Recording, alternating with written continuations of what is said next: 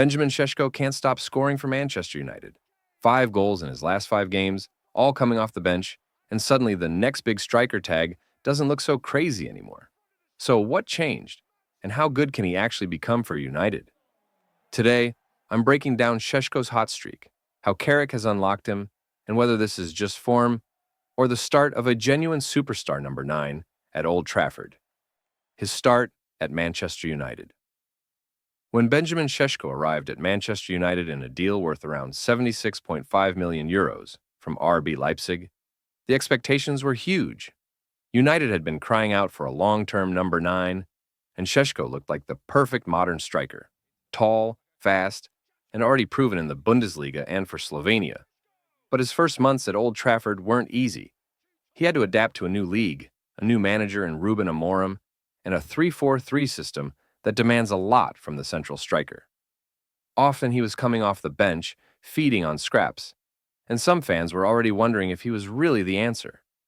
Even then, there were flashes, sharp runs in behind, clever layoffs, and moments where he bullied center-backs.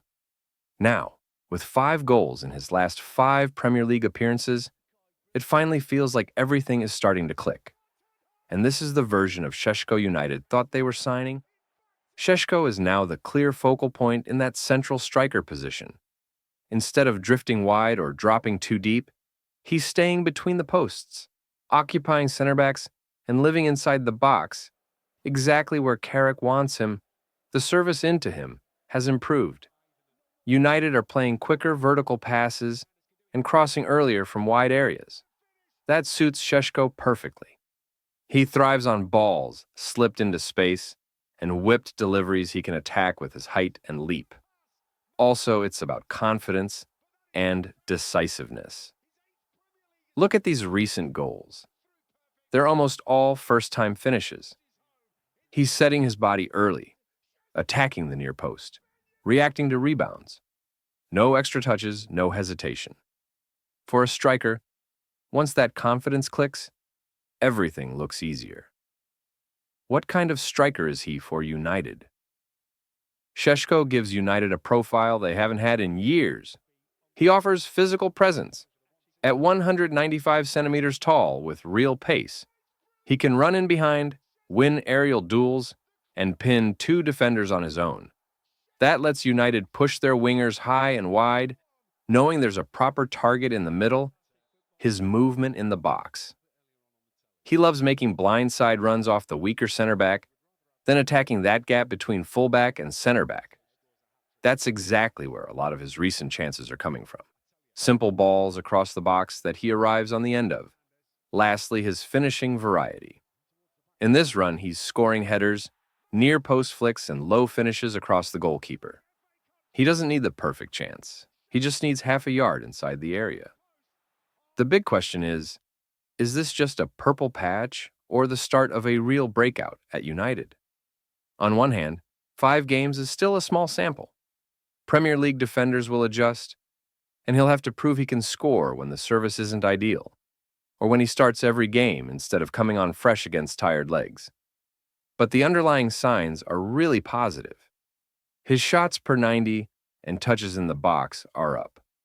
All 5 of these goals have come in the second half, showing he stays switched on and punishes tired defenses. And Carrick clearly trusts him more now, giving him more minutes in the biggest matches. If he keeps this level for the rest of the season, we're talking about a striker who can hit 15 to 20 league goals next year. And suddenly the transfer fee looks like smart long-term business rather than a gamble. What this means for United's future. For United, a firing Sesko changes the entire picture. Instead of constantly searching the market for another number 9, they can build around him, design patterns to feed his runs, sign wingers who specialize in early crosses, and use attacking midfielders who like to combine around a central target. He's not the finished article. His hold-up play can still improve. He could dominate aerial duels even more, and he needs to prove he can stay consistent across a full season. But those are things you develop at 22. The raw tools, size, speed, movement, and now the goals are all there. So, Is Benjamin Sesko just on a hot streak? Or are we watching the start of Manchester United's next elite striker? Let me know in the comments. How many goals do you think he'll finish the season with? And who should United sign to partner him with in attack? If you enjoyed this breakdown, drop a like and subscribe.